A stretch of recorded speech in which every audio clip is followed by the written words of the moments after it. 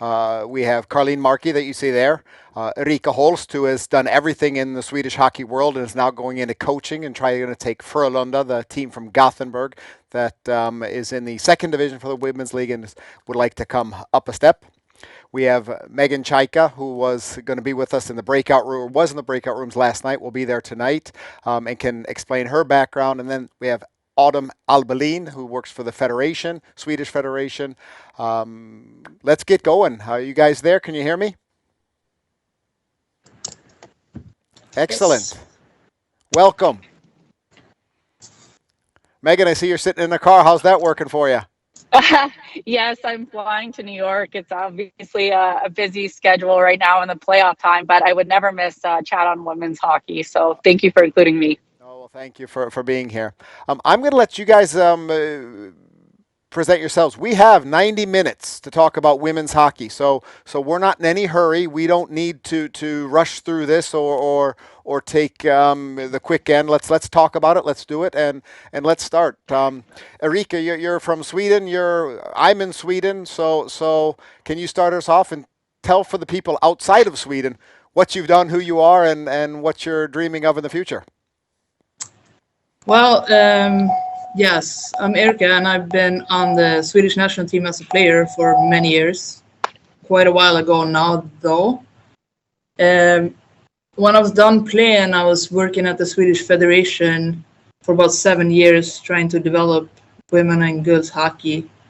And now for a few years, I've been out of the game totally. So I just stepped back into the game about a month ago. And I will be the head coach of the new women's team in Frölunda, Gothenburg, Sweden. And as you were saying, we started in the second league, so we are trying to build a foundation for a successful team for a long time. And obviously, I would like the start to go really quick up to the highest league and then build from there. But yeah, that's pretty much what I'm doing now. And I've been gone, as I said, for a few years. And now I was listening into the panel yesterday a little bit, and it's quite overwhelming what's happened in the last couple of years, and especially what's going on the men's side. So I'm really excited about this and to learn more, hopefully, and share a few things. I think that's what it's called sometimes, to be old, that you realize that things go past even when you're not there. You're also going to also be working with Kim Martin, the GM for Frölunda, she was the best goalie in Swedish history. So you two will work tight together. Yes. That's right. Meghan, how about you? You're in the car. It seems like you have a good connection for us. Why don't you tell us a little bit about yourself? Yeah, so started working in hockey analytics about 15 years ago, and I was a bit from outside the game. I came from university background. I always played a lot of sports. So when I came into hockey, I was like, why women hockey not service like the men are? And I didn't really have any preconceived notions about the structure and environment of both on the business side. So I just saw a huge potential in doing women's hockey, and very similarities, obviously, in plays and shots and rules and ice surfaces. So for me, it was very natural, let's use the same technology and software to service women's hockey, and started pitching it about 7-8 years ago. And even so much, I think my first major project was about 6 years ago with the Olympics, and it was 8 years ago.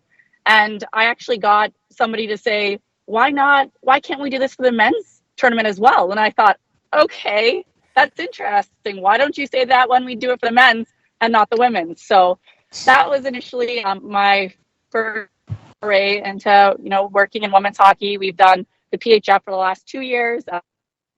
All coach, so really fun for them to incorporate women's analytics as well. So that's sort of my background. I'm looking forward to hearing everyone else on this panel. Great, thanks for being with us. Adam, your turn. Yeah, my name's Adam Albelin. Started working in hockey around 2014-15 with the Tampa Bay Lightning, where I worked as the assistant to the statistical analyst, Mike Peterson. And I worked there for about 3 seasons before moving back home to Sweden, where I got a job for the Federation as a video coach for the U16 men's team, where I was for about 3 seasons. And then just this past summer, I got asked to join the women's program, the national team, as a video coach and also scouting coach. So I've been doing that. This is my first season, so everything's been going well. And hope for the future is a medal. Sounds good. Carleen, I'll give you a short time. You've had a long presentation, so the people that watched that, but why don't you explain if somebody came in a little bit late and just started watching at this time? Yeah, sure. So like everyone else here, I don't work in hockey. I'm a physics PhD student at Carnegie Mellon University here in the States. I have been doing women's hockey analytics as a public hobby, just hanging out in the public sphere, doing various projects for conferences and such for about 4 years now. And I got started with this by kind of like Meghan's thinking, where I was looking at all the stuff that was happening on the men's hockey side, and I was kind of like looking at the new NWHL at the time, and I was like, where's all this stuff for women's hockey? CWHL has been around for forever. They have data. Why aren't we doing anything with it? So I kind of just started fiddling around with stuff, and here we are 4 years later. And last season, I was actually able to finally work with a team, the Chatham women's ice hockey team in Pittsburgh here. I collaborated with them, doing some analytics work, and hopefully going forward, have more experience with that on the actual team side, bringing in stuff from the public sphere. Sounds good.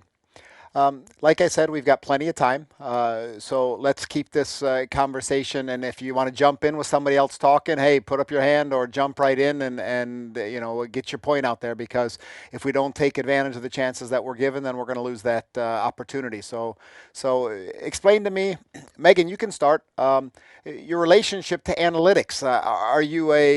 Do you love studying the numbers, or do you love the game, or where's your relationship to it? I mean, I think you have to love both. I think that's a really interesting thing about, this space is that if you're not a subject matter expert and you just have technical skills, you do miss out on nuances in sports. So there's much overlap in terms of people that are, passionate and students about the game, and then also having the technical skills. So I'm currently even a data scientist in residence at the largest university in Canada. And I love that because it keeps me so connected to university professors, learning. I went to university myself for 8 years. I would stay forever if I could. I'm so jealous of Carly for going right now. I think, ultimately to be that person that pushes sectors forward, you do have to be a lifelong student. So I think, learning new techniques, or for me now, I hire great people. We're over 100 people, so I'm always looking for the next best data scientist or people from even different types of spaces. So computer software, we hire a lot of engineers. We have a lot of young interns who are building new tech or pushing the boundaries. So I really think you have to have both, and you have to considerably push ahead or hire people that fill in those gaps. So I now mostly hire, but I love keeping up with whatever trends I can. And I think, looking to other sports, looking to other sectors, and pulling that into hockey is really powerful.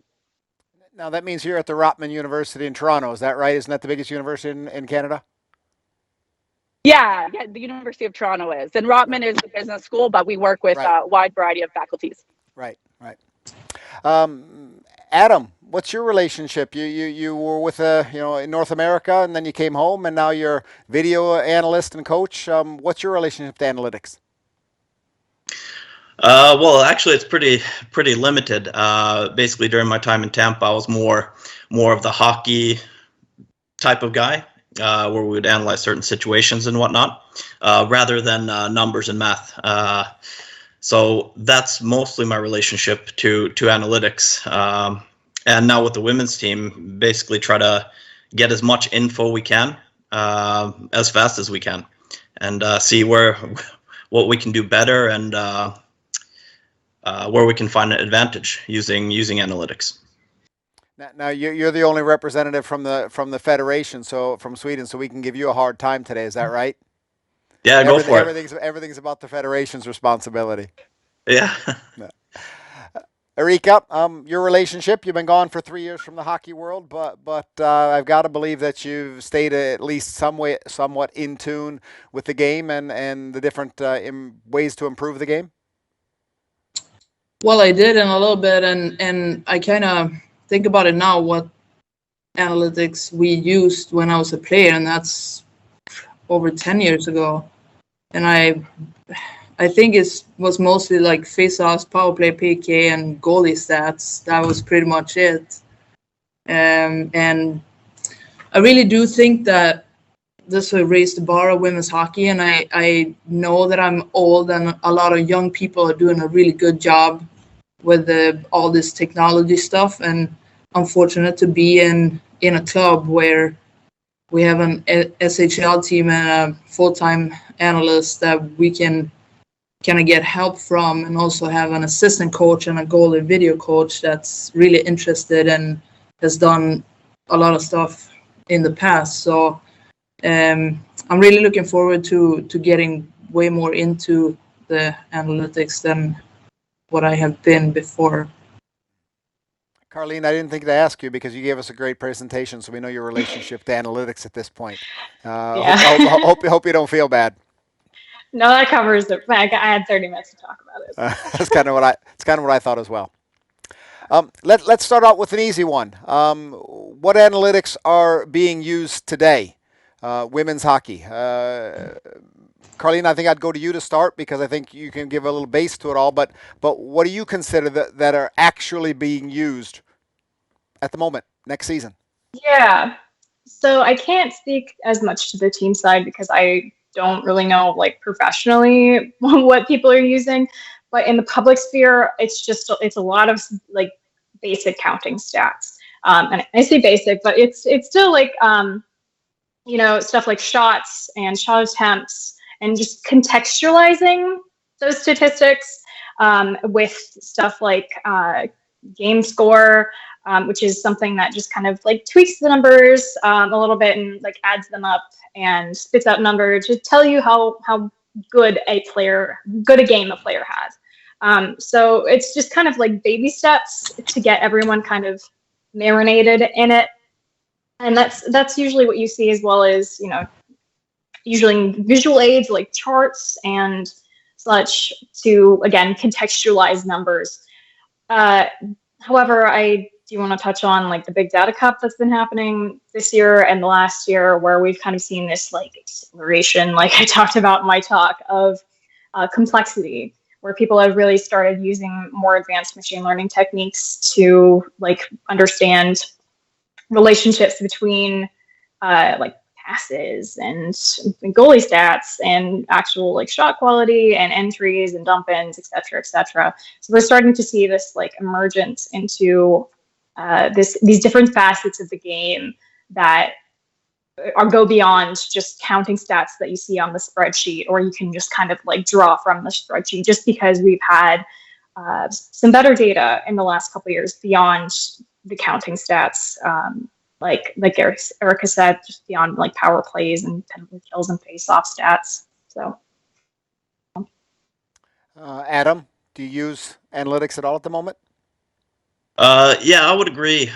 We use pretty basic statistics, and we use the ones that I feel that the players can understand, and it's kind of hard to throw a bunch of numbers at them, and basically they're just sitting there like, what am I looking at? So with the addition of like heat maps and scoring chances, we use that a lot, face-offs.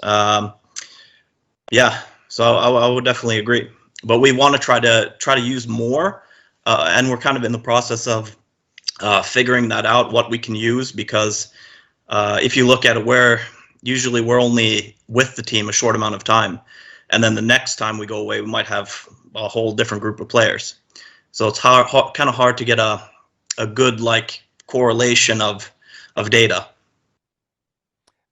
Erika, you talked about that you have Eric who works with the men's team. Have you and he sat down and had a discussion about how you want to use the analytics for the women's team?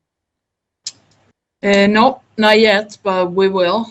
So that's something that we need to look into.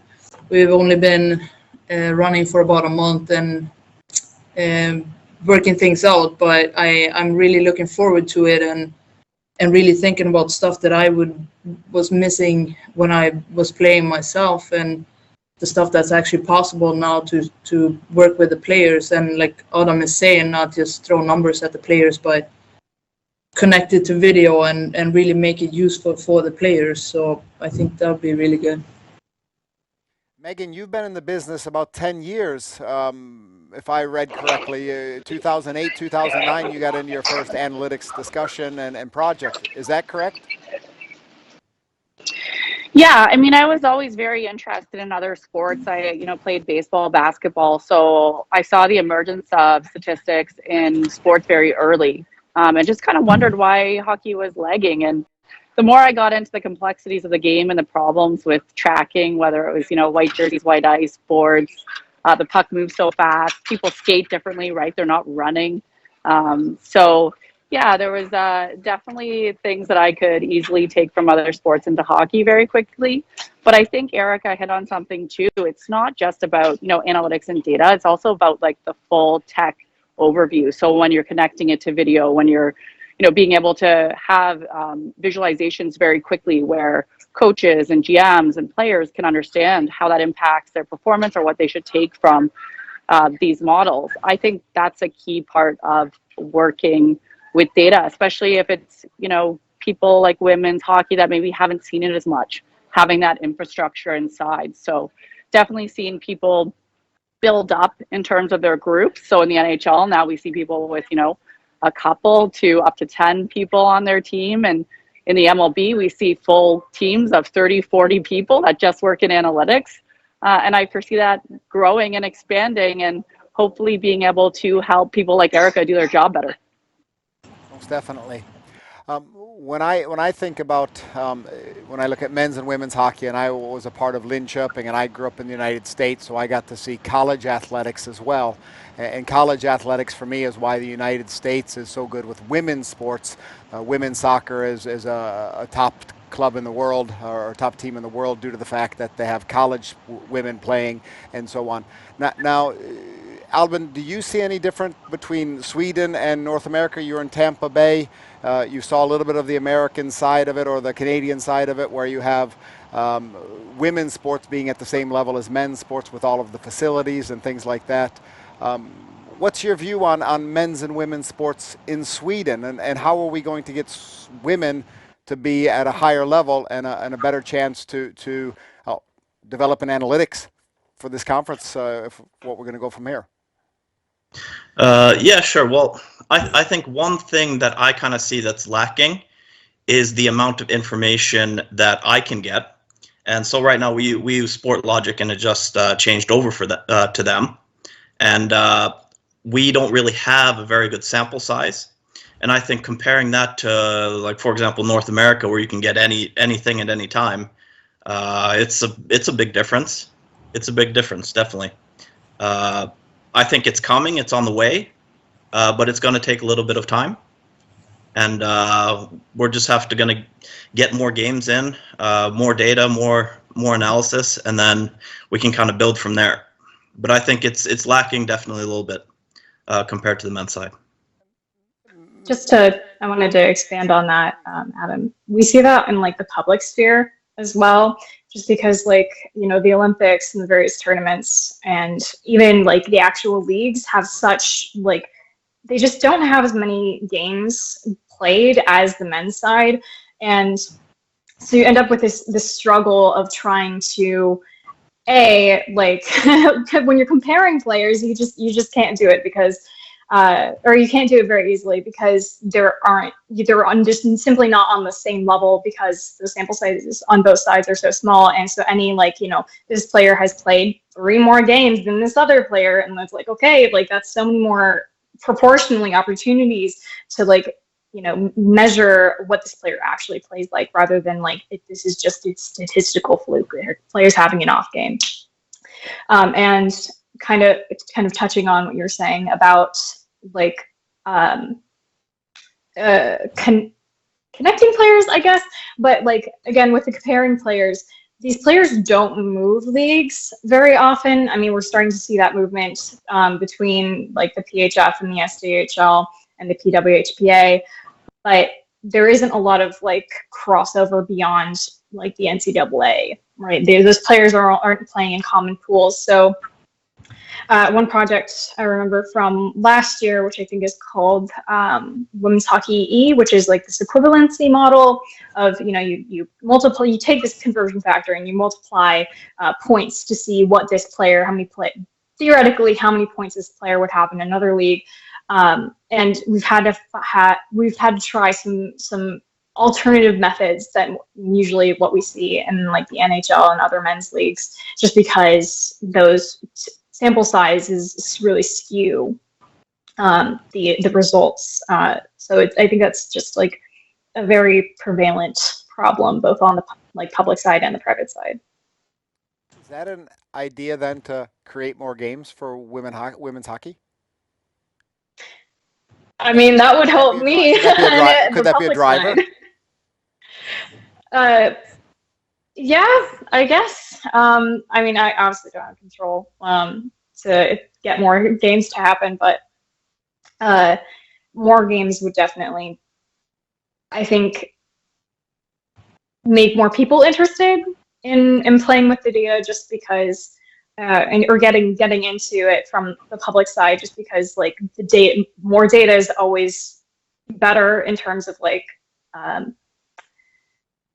popularizing the like women's hockey analytics, just because there's just more face time with it, more opportunities, etc., for people to jump in and as well, probably.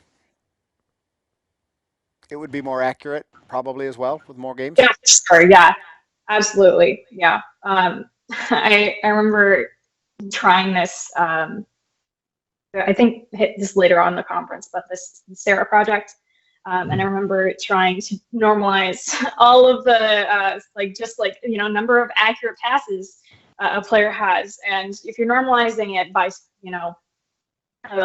accurate passes per 60, and a player has one accurate pass per 60, or 100 accurate passes per 60, it just stretches out the distribution. So it's like, okay, this player has 1,000 accurate passes per 60. If you're have really small sample sizes of this player only played 3 shifts in the game, and each shift was 2 minutes. So you just end up seeing really. You end up with problems with again comparing players and comparing statistics. So I certainly can understand the crossover as well. I mean, there's not a lot of transfer of players moving from one country to the next and then being able to measure and analyze, where that pretty much happens in the men's hockey world a fair amount more. Interesting concept, Erika. You want to play more games next year? Your first season? Definitely. Do you even know how many games your team plays next year in the first division for the women in Sweden? Well, I do, but I don't think the league really knows exactly how many teams are in it yet. There might show up some Danish team but it's quite a few games, or not too many games next season, but hopefully the year after be a lot more. Definitely. Yeah, but I think that was interesting with accurate passes and that kind of stuff. I think as a coach, you have a feeling, or even as a player, you have a feeling what's going on, and to get numbers to back that up. As a player, I felt like the stats was a lot of times used to find mistakes and correct behaviors. And I'm thinking a better way to use it. What I think now is to use it to kind of know if the feeling you have as a player or a coach, if that's correct or not, and and everything that's predicting the future. I didn't even know that was possible, but I I think that's amazing how you can actually. I don't even know if we need robots out there soon, because the players, the computer is gonna know what everyone's doing anyway. So yeah, but just to kind of confirm a feeling, I think that'd be good, because a lot of times you have, well, we're losing the puck here or losing the puck there. Well, where do we really lose the puck? Or where do we win the puck? Or individual players too. I really like to know if players, every time they have the puck, is it a positive puck contact? Is it going somewhere? Is it an accurate pass? Or is it a shot? Or is that player losing the puck more than actually creating something positive with the puck? Stuff like that, I think, is really interesting to know or to have facts on. The thing that we had a conversation yesterday with analysts from the from different teams, men's teams, and they talked a lot about filters with the information, and then how you're going to filter it to the player, and the player will then understand what the numbers or what you're trying to show. At the same time, if the data is not correct or the data is not up to it, then there's hard to put a filter on it as well. And put it in a place that they can understand. Now, no offense to the idea that the public user aren't. If I wanted it, I'd want to have analytics for the players, so the players can be better players and they can do a better job on the ice, and then they can win more games. That to me is why we use analytics. And then, Carleen, you talk about when you're in the public sector, and Meghan, you've taken it in a different sense in a way. How far can we take analytics away from the players? I mean, shouldn't we be talking about the players from the beginning, and then everything else is kind of a balloon to that, or something that comes off of that? Isn't this about making the game and the players better? I have a really strong opinion about Sure. this, if I can share it. So over the past year, like I said, I've started working with the Chatham women's hockey team, and then I also worked with Mikhail and the McGill crew a little bit on the SARE project that I think is coming up in this conference. But mostly what I've learned in the last year, coming from the analytics side, where I want all the data, I want to see all of it, I want to play with all of it, I want theoretically to give everyone all of it, but I've learned that everyone is their own domain expert. Right? I am the domain expert in, analytics, in the algorithms, in what the data looks like and how to work with it. The coaches are the experts in interpreting conclusions that I would give them, and filtering that to the players. Right? I am not a coach. I don't know how to talk to players. So the idea of giving players just somewhat filtered data that they're not experts in interpreting it, that's just doesn't seem like a great idea to me, right? If I, take the, quote unquote scientific process, coach or like a player gives me a question to answer, I can formulate that in a data-driven question way, collect the data and analyze it and come out with a conclusion that to give to the coach, who then can interpret it and is the expert on applying it for the players, right? So I personally don't think that giving data or conclusions to players is necessarily the best idea, because again, we as analysts are not the best people to convey that information in a useful way, in a way that players can take it and turn it around on the ice. Maybe everyone else has had different experiences, but that's my very strong opinion on that. What do you think, Meghan? You've taken things all over the place with the analytics and done different things. Isn't analytics for the players? I mean, players are the ultimate product, and now hockey, sports in general, is big business. So, if you can even predict or notice with data that someone's hockey stride is off, they're maybe going to hurt their hip or do something, I think that's a totally different competency than going on the ice and putting pucks in the net.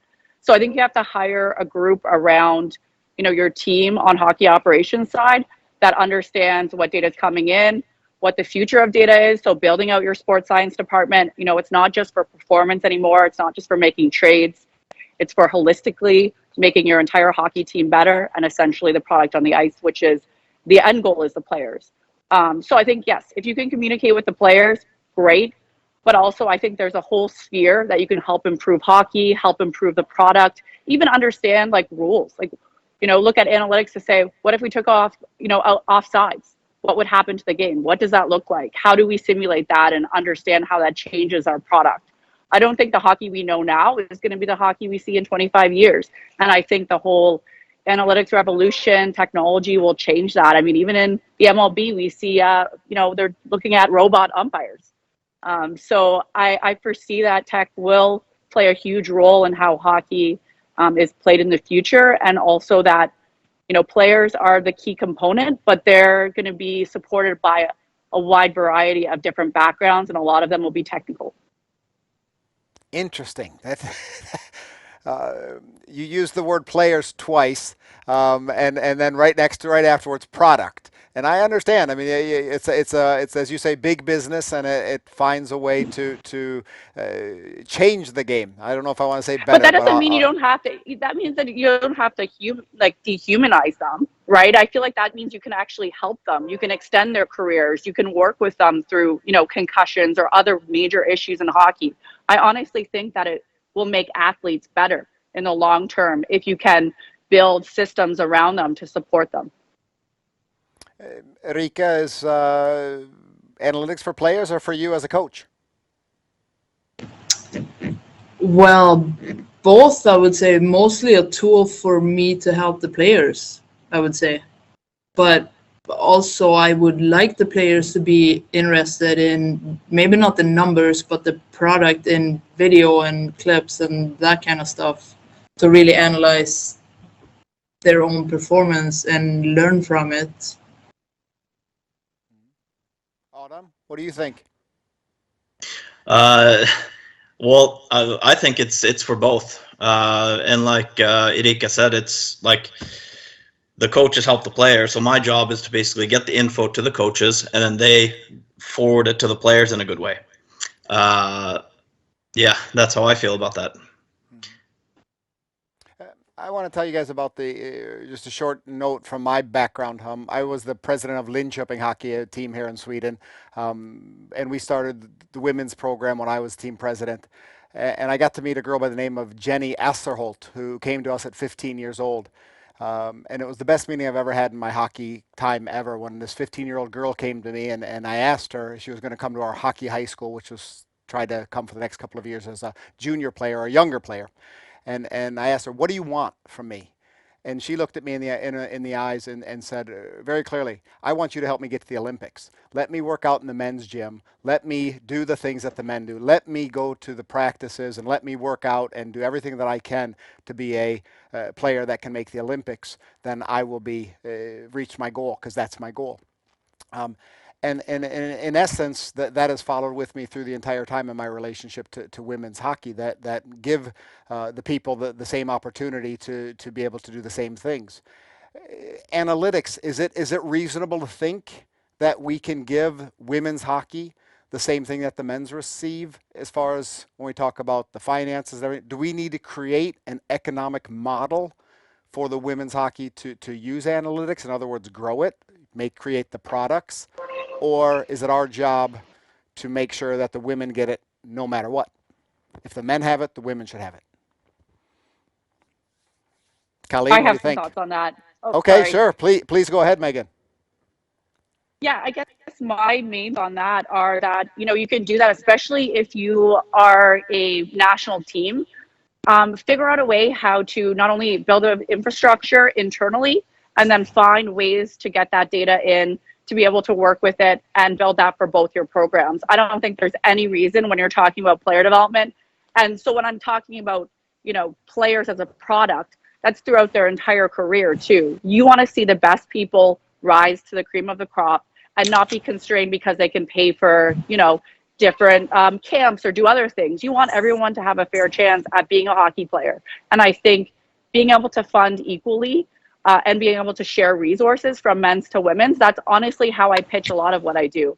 is I go to the men's side and I say, can we figure out a way to do both? Because I will work for the women for free. Just allow me to operate. And I think, a lot of women feel that way. And once we build that infrastructure, I think there's no slowing it down, and that the whole game will grow. And we see that growth in women's sports. We see viewership. When you put them on air, people are watching. And I totally believe that the data can be a part of that storytelling.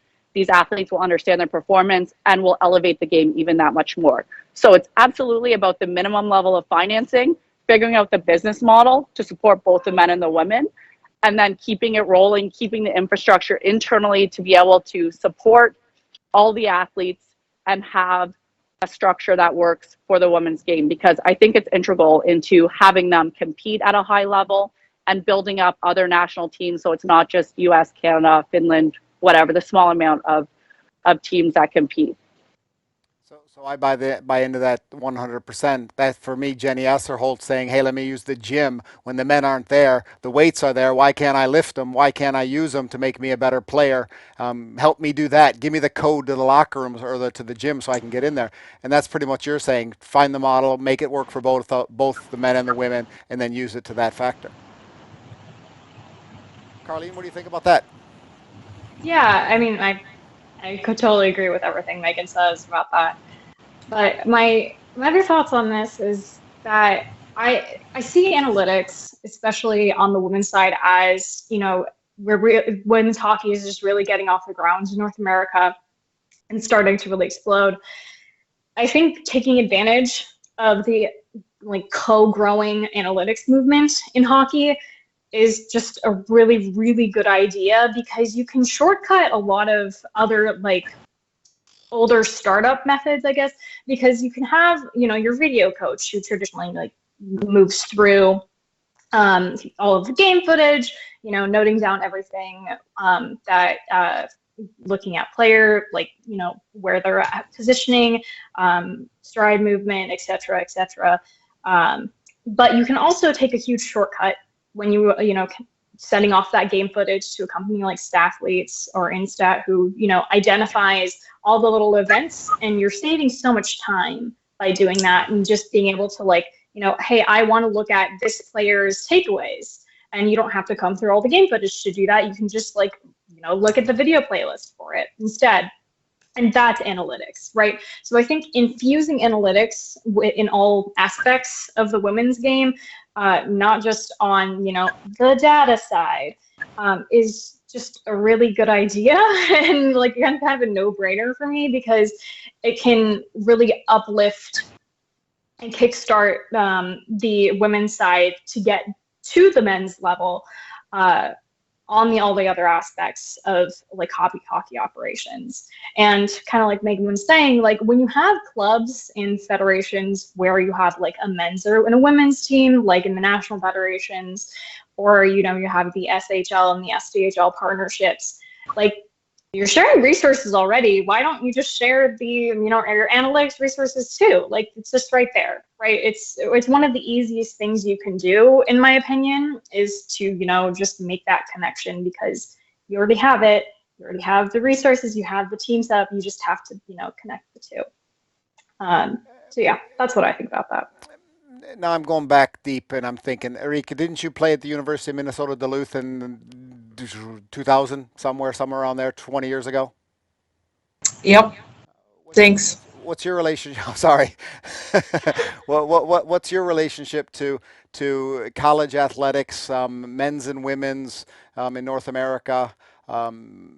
There's a law that requires the same amount of scholarships for men's sports, some for women's sports, for all of the Europeans that don't understand that, why women's sports in North America have grown exponentially. One of the reasons is that college athletics require it. And you were a part of that, and got to see. Now, the Minnesota Duluth men's team was probably more prominent, but still, did you guys get everything you needed?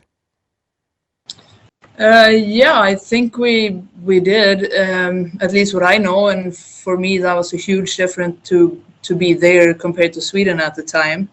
But I also have to say that right now in Frölunda, this is the most in all other clubs I've been in Sweden, except for University of Minnesota Duluth in the US. And Frölunda is a club where I see, you were talking about Asserhold wanting to get into the gym. Here, the men and women are working out together in the gym. They eat lunch together. We are one club with a men's and women's team. Obviously, the men, we haven't played a game yet, and the men are selling out their games. And there's a difference, obviously, but I think Linköping, like you were talking about where you were at, started kind of the development in Sweden, and Luleå jumped on that train, and Brynäs is going there, and I think Frölunda is the next one raising the bar for women's hockey in Sweden, where we want to treat the women's team. And like you were saying before, you have all the facility with the men's team in the same practice facility, so you use it for the women's team as well. We have everything set up, so I think if more clubs could go that way, it's not that big of a step to take to lift up the women's team and give them the resources. And now I have no idea what you asked me, but but still, we're talking about co-growing, and I think it was Meghan that brought that up, co-growing and co-product that, or to do it together. Certainly, an interesting way to think about it is to see it as both of the men and women that have to do it together, and I agree that Frölunda is now coming after what the other teams have done. Adam, what do you think about this? The girls that you're now seeing and that you're working with, they're right on that cusp of taking that next step to be professional hockey players, if possible.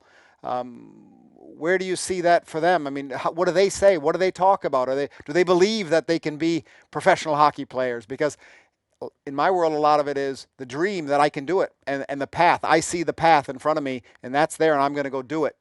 And as Meghan was in, the co-partnership seems good to me. Yeah, no, definitely. We see basically all our players that are playing now. They have a huge interest on seeing data, becoming better, and being more on the ball with, for example, training, getting shots in, making themselves better. They were very interested in this last camp. Around a month ago, we had biometric data, which measured player load. They were super interested in that and seeing how hard they can work. Can they match their last practice to this practice? And basically, I see a lot of competition within the team to be better than the day before. And I think that's very important, especially if we're trying to get to that point that Canada and USA are at right now. I think it's needed, and there's a very big interest from the players' standpoint to do everything they can to just become better and grow as players. Meghan, you work with men and women athletes. Do you see any difference in their the way they look at analytics or the way that they use it? I mean, I think the end goal is the same, right? It's to be a better hockey player, to win games. I think, obviously, as you probably noticed in this conference, the men's game has a lot more infrastructure, a lot more capital, a lot more funding, and businesses pointed towards it. And a lot of times people look at the women's game, too, as like marketing, advertising, even brands sometimes come up to me and talk about it that way. And to me, it kind of hurts me to the core, because I see hockey competing against other sports. I see it competing against other entertainment. I think we have to grow the whole game. And I think there's a huge demographic, not just men, but women as well, or sorry, not just women, but men as well, that want and like to watch women's hockey. It's competitive, it's fast, it's fun, it's different. You know, you're more open to, like, women in general, I think, are more open to share and talk about analytics. And, you know, we can use it for entertainment a bit easier. The men's game is like more conservative, it's structured, it's run the way it has for so long. So I think women's sports in general can shatter how sports and entertainment and hockey is looked at, and create this like entertainment product that actually can be really huge. So for me, I don't think it should be used differently. I think, you know, the athletes want to get better. On the business side, you want to promote the game and have fans understand and engage. course, there's a whole other sector now that's big in North America in terms of sports books. So I think, having lines on women's sports is great.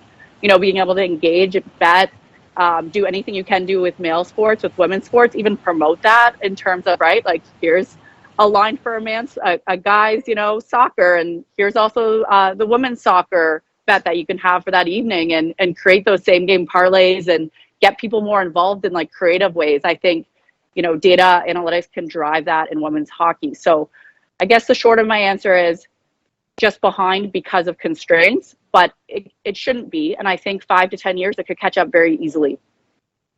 I can make an argument very clearly through an economic perspective that if we don't have women's athletics in general, and I don't mean just hockey, I mean all sports, that we will lose attendance in sports over time. I mean, I go to a music concert once a year at best because I don't understand music, and I walk out of it, that was nice, but I have no idea if it was good or bad because I don't know anything about it. But it was nice, but I'll never go back, and I'll never buy a season ticket or a season pass because it's nothing I know about. And the same thing with athletics. If we don't have both men and women competing in athletics at different levels, at different sports and different places around the world, it's going to be hard to create the sports venues and fill those venues around the world if we don't have women that say they go there because they love the game and they're in the game and they understand the game and they know why they're doing the things that they're doing. So I can make the same argument as you can, and we can discuss it for a long time.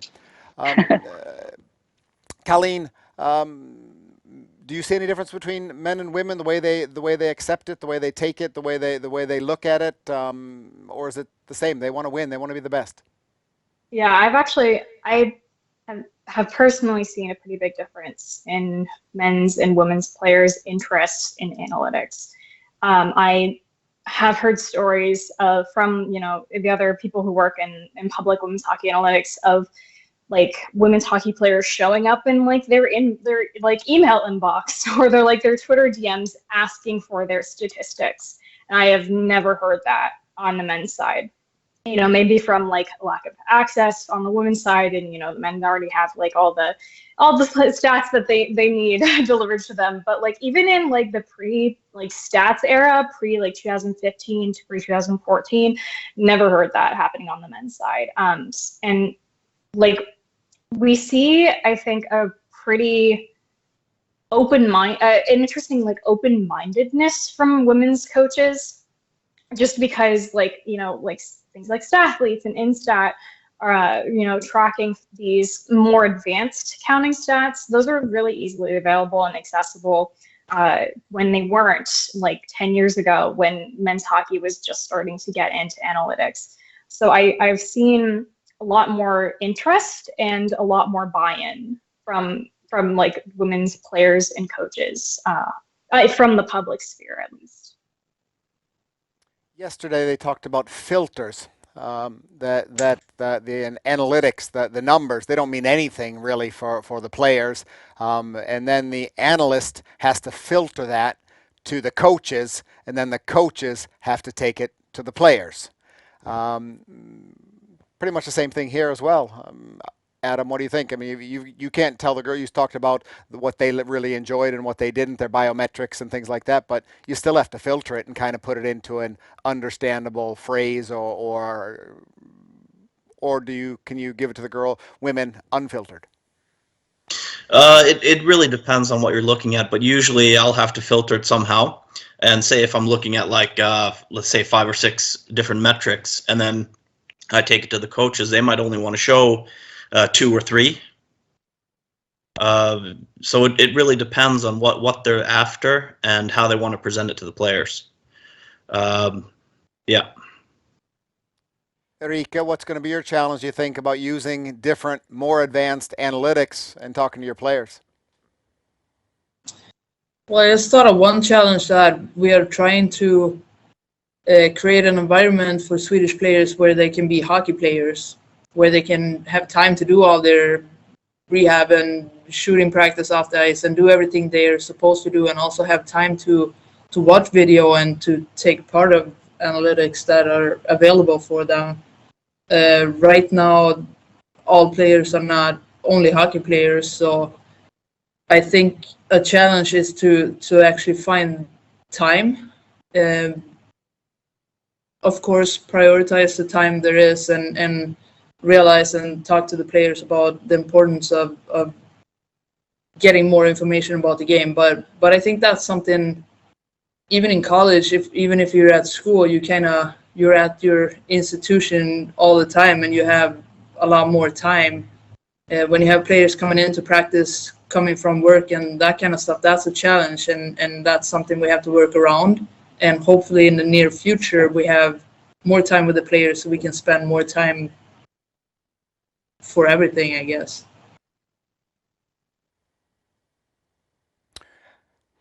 What's the future going to be like for analytics for women? Is there any, we talk about it's the same, there really should be no difference. Meghan, where do you see analytics going? You're into this, you're in the business, you probably think about it, if not every day, almost every day, and you discuss it with your job. Where are we going with this? Yeah, absolutely. I mean, I came from a Fortune 500 company that had, 180 plus years of data. So I just foresee a general progression in tech analytics, just being easier, faster, more efficient. I think for us at Stathletes, we're big on accuracy. That's a really tough thing in the industry, a lot of inaccurate data. And, you go to a high level NHL coach and you talk about a player, they can remember a lot of the passes. Like, it's crazy how many people, and same with the women's game, the great coaches know their players so well. So then you're just trying to find efficiencies and scouting, giving them back time. Like Carly said, you don't want to cut video all the time. You want to recall every, neutral zone turnover that this woman has done and be able to, work with her and send that to player development and figure out how to utilize data in the best way. So I just see it as, year over year, hopefully it'll be better tools, faster to communicate, and impact the game in ways that the game's more fun. I know we see a lot of scoring in some of these playoff rounds, and everyone loves that too, but people like good goaltending too. So I think that's a chasm where, we've always seen great goaltending on the women's side as well. And I think that'll continue in the future, and analytics can help women be that much better at goaltending. Maybe we'll see a full-time NHL goaltender, who knows? But I definitely think it can connect fans too to the women's game. And I think for building out a sustainable future business model, you need those fans to pay the gate revenue, get the media funds, and that's how you'll fund the future of the game too. So creating this environment where, yes, there is a bit of that chicken and egg, but I think if you invest up front, that analytics can help push the game on the fan engagement side too. Now, you brought up something that has just come out on Twitter, and I think, Meghan, you actually retweeted it, that Marie-Philippe Poulin is going to be working with the Canadians. Barriers and breaking barriers. What do you think about that? Carleen, well, when you see that and you read that, do you kind of like, yes? Of course, like I always love seeing Marie-Philippe get, high level jobs like that, like she deserves. But like in terms of like breaking barriers, there's this, I forget her name, but there's this one analyst on the Brooklyn Nets, which is a basketball team, not hockey, but a lot of her philosophy is like nobody, yeah, Tegan, yes, Tegan. But her philosophy is nobody wants to be an island. And I really take that to heart because nobody just wants to be like, the one woman working on the coaching staff or the one woman working in the analytics department. So I think as, time goes on and we see, not just like women, being in analytics departments, but, being like hockey ops people like Meghan Duggan with the Devils and Marie-Philippe Poulin with Canadians. It's just so much easier to get, people like me who are, young women who like math and like science and, have a tangential interest in sports to get that going on both the men's and women's side and kind of get buy-in there and increasing and breaking those barriers on, the analytics side. So, yeah. What do you say about that, Meghan? Yeah, I think that's all industries right now are realizing that, there's a lot of underrepresented groups. So trying to figure out not only the pipeline, but then how do you get these women into upper management, to be the GM one day, to be CEOs. I think you need to start with really talented people. And of course, MPP is the most talented hockey player maybe we've ever seen, behind Haley Wickenheiser, maybe, but maybe even more. You never know, right? And a lot of these women too have gone to great universities. They have degrees. They're well-rounded. They're great candidates. And women typically lead with empathy. You know, we're very good at competing and building teams, and there's all sorts of things that, including us in sports, will just help organizations be better. And I think there's a lot of leaders who have recognized that, you know, there's not a lot of women in hockey in the pipeline, and are actively doing stuff to change that. So the Vancouver Canucks now have 2 AGMs that are women as well. And we see, you know, coaches on the bench, right, for the IHF men's women, I think it was Germany. So there's definitely steps that are being taken, and I think that's really exciting. And I think it'll just continue to make organizations better, reach different demographics, and be able to support the game of hockey that we all love. So I think equally as, you know, men can coach women's hockey, I think it's the same, right? Women can coach men's hockey. It's a game, it's competitive, we know the rules, there's nothing unique in terms of the crossover, and I foresee a lot more women in the NHL. Barriers, different barriers in Swedish hockey. Now, I realize you haven't started your coaching career just yet. You're right at the beginning of it. You haven't coached your first game. But could you coach men? Sure. Just as Meghan says, it's you know the rules, you know the name of the game, you've played the game, you've excelled at the game, you're a smart person, you can explain it. What's the problem? I don't really see a problem, and I think it's a great development right now, because I feel a long time when I was a young girl, I didn't have any female players to look up to. When I thought of hockey players, they were all men, and the last decade or so, the hockey players, the kids see are men and women, and I think it's time to get people to see it, hockey coaches to be women as well. So I think it's a great development that's going on right now, and I know in floorball in Sweden, we had a female coach for the men's national team. She was also coaching the women's national team at some point, and Kristina Landgren, and I think that's a great role model to look at, and I just can't wait for the first female hockey coach in the SHL on the staff for the Swedish national team on the men's side, juniors, men's, either way, but somewhere in the near future, I think that's and I think that needs to happen, and I don't see the problem, Mike. Adam, you were in North America. You got to see the Tampa Bay Lightning's organization. What did you think about their organization? Did they do a good job of creating co-work opportunities? Yeah, from what I saw, absolutely. Definitely. I think they had now I wasn't really privy to the team side that much, more the front office side, but I know one of their skating coaches, I can't remember her name, she was working for them at the time, and from what I heard, did an extremely good job. But it would definitely be fun to see more female coaches up in the NHL, and at the men's level for that matter. Do you think analytics will push that? I mean, again, it's knowledge. It's I don't know if I can say hard fact, because it's not hard facts, but it's close to being true, or as close as we're going to hear that everyone thinks it's very, very close to being as true as it could be.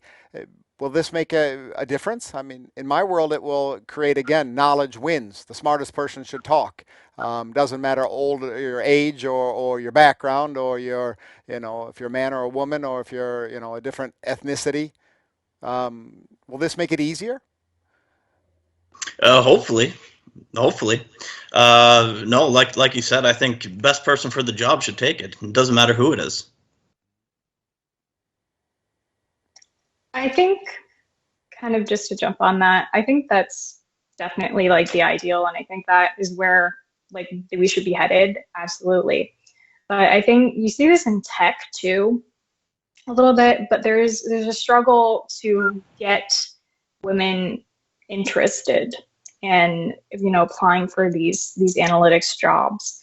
So I personally don't think that analytics is necessarily going to lead the way on it, but I think it will be a part of that wave as it comes through to sweep through kind of all of hockey.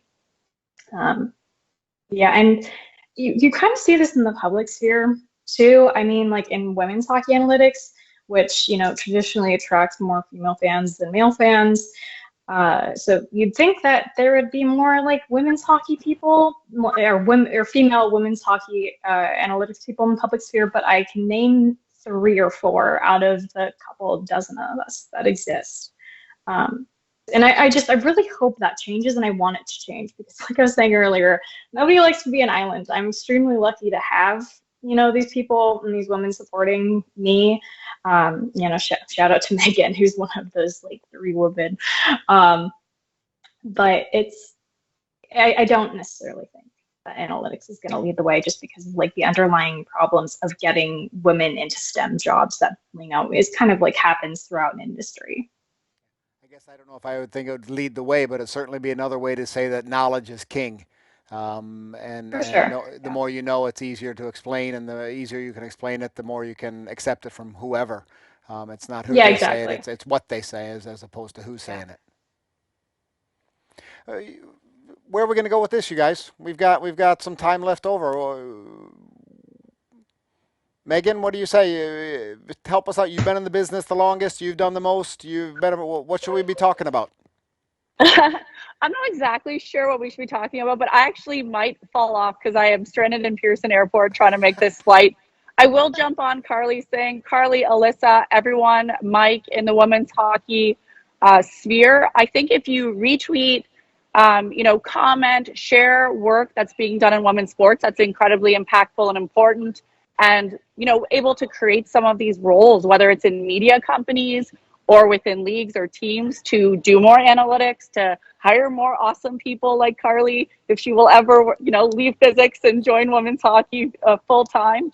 I think, you know, there are barriers for women to be involved. But like you said, I feel like any emergent markets, I really talk to women about, you know, using your skill set, using things that are different in what you do, what your background, to work in sports. So I think there's opportunities in STEM. Like Carly said, there's always a lot of issues. And I found in my career, every time I've, you know, got a client or done something important, I always have men saying, okay, we'll take it from here. And I'm like, why? You know, this is why women don't become executives, or why they, you know, don't get some of these roles. So for me, it's definitely a struggle and a fight. And my biggest fight now is for people underneath me too, to carve out more space. So great people like Tegan, she's actually doing a whole women's conference and hackathon. There's women's soccer data that they're working with for the Brooklyn Nets, but creating more of that environment where we're not an island. You know, there's hundreds of us to choose from that are all very technical, very competent. And we equally want to help women's and men's sports too. And if you can, you know, do both and have scale, I think we can really support women's hockey and grow it at an exponential rate. Thank you for participating. Why don't you go get on your plane so we don't get all worried that you miss your plane. Thank you for being with us. Appreciate it. Carleen, where should we go from here? We've got time. What should we be talking about? I have a question for everyone. Go ahead. So something that I always try to ask, you know, like coaches or analysts, or, you know, people who have been in hockey ops on teams. So this is a great group for this. But on the public side, we often don't get feedback on, you know, if our project is like applicable or even useful for teams. So if you had one thing, or maybe even 2 things that you would want to see from the public analytics sphere in women's hockey, what would that be? It could be anything from like, oh, I want to see, you know, these an interactive chart for like, you know, who's the highest scorer in the league or on my team, or I want to see like a model that predicts, you know, how many takeaways this player is going to get, or I want to see goalie stats. Yeah, so just I appreciate getting like the, you know, the non like public perspective, because sometimes it's just kind of an echo chamber of like, oh, I think this is interesting, so I'm gonna look at this, and then like just kind of goes back and forth. So, Erika, what do you say? What do you want to know about your players? Well, I've learned a lot the last couple of days watching this conference. So I found it really interesting to see different data on players connecting with other players. As a coach, I was talking about that a little bit before. I have a feeling how players are connecting on the ice and how they're playing together, but actually get data to support that feeling that I would have. Interesting. Yeah, I don't think anyone's done any like lineup optimization work in women's hockey, but on the men's hockey side, I think it has been done in a few different ways. And I think so. In women's hockey, the first couple years when women's hockey analytics had started, a lot of it was, kind of trying to catch up to the men's side on like, really basic stuff like XG and like Corsi and Fenwick and like some of the older like statistical concepts. But as we've been getting some better data sets like from the Big Data Cup and stuff, we've started to be able to start to replicate like older projects like those lineup optimization stuff and like seeing if certain players are connecting on the ice. So yeah, that's something I think I would be interested in seeing too. Autumn, what do you think? What do you want? I want to see more biometric data tied into the data that we already have. For example, like, I don't know if you're looking at like forecheck or whatnot, who's working hard, when they're working hard, when they're resting. I think that would be very interesting to see. And I also think it would be very interesting to see it also tied with practices. What their workload's like during practices and how they can transfer that over to games. I think that would be super interesting to see. I don't think anyone's done it in like one place where you can find everything. But I think it would be very interesting to see. Very much agree on that. I don't think there's any public biometric data out there that I'm aware of. So no promises from us yet. But yeah, I would agree that'd be really interesting to look at. And I don't think there is also any like practice data available. But like in my opinion, that's something that I don't think you've seen it on the men's side either. But practice data just seems like an unused opportunity to me, just because you can kind of narrow down like an aspect of the game and like say, hey, can you practice this like getting the puck off the boards to a centering pass. Like, sure, you can like track that in a game, but like it's a little easier to just have some players do it along the boards and get like a tight sample size on it. Yeah, but no data, so and it's kind of like a repeating. There was a show with Speedio, I believe, with Frölunda that they have the cameras in the practice arena in Gothenburg, and they do look at the practices and the certain data from the practices. I can't give an exact what they were watching, but they had the Speedio system that worked there. So I know they do. Some teams look at practice. I certainly know that. Interesting. Because I feel too, like right now we're looking at a game, basically a game-to-game differential. Where it would be interesting to see what's happening in between those games, the practices, what's going on there. How can we connect that to how they're playing? Yeah, especially like right now all we have to go off is like inference from like, okay, this player is better, it has trending upward on like a rolling average over these couple of games, but you don't have the information of if that player is actively working on it on whatever aspect of the game you're looking at, or if it's just a statistical fluke. Well, Carleen, you've got now 2 contacts with Swedish coaches, so now you can always call them up every once in a while and say, hey, what should I be improving and what should I be doing better?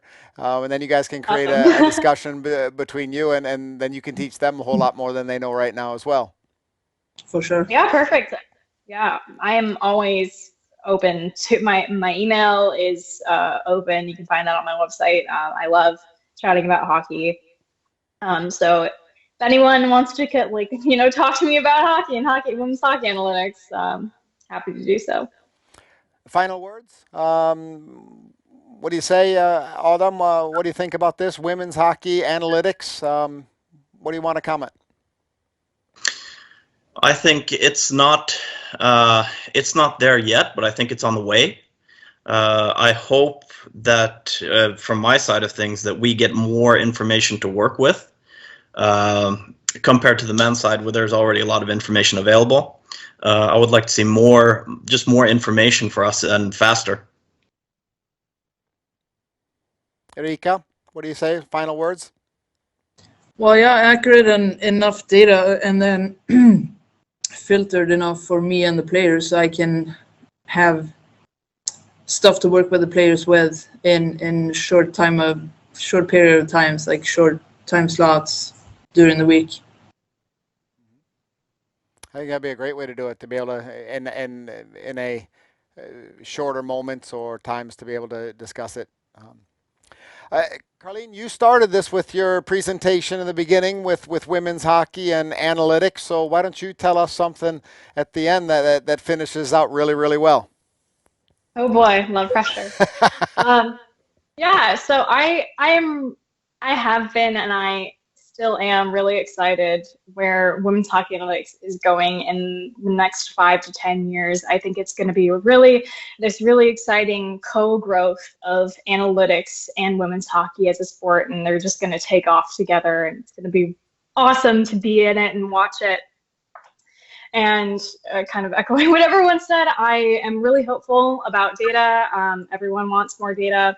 And, as this explosion is happening, I think we're going to get a lot more data to work with and a lot more people interested. And we're going to see some really awesome projects as people are starting to, incorporate more complex methods like machine learning and neural networks, and integrating that into like the coaching process, and the salary negotiation process, and biometrics. I think the potential is endless, and I'm really excited about all the great minds that are in women's hockey and dedicated to women's hockey and towards its growth on the analytics and in general.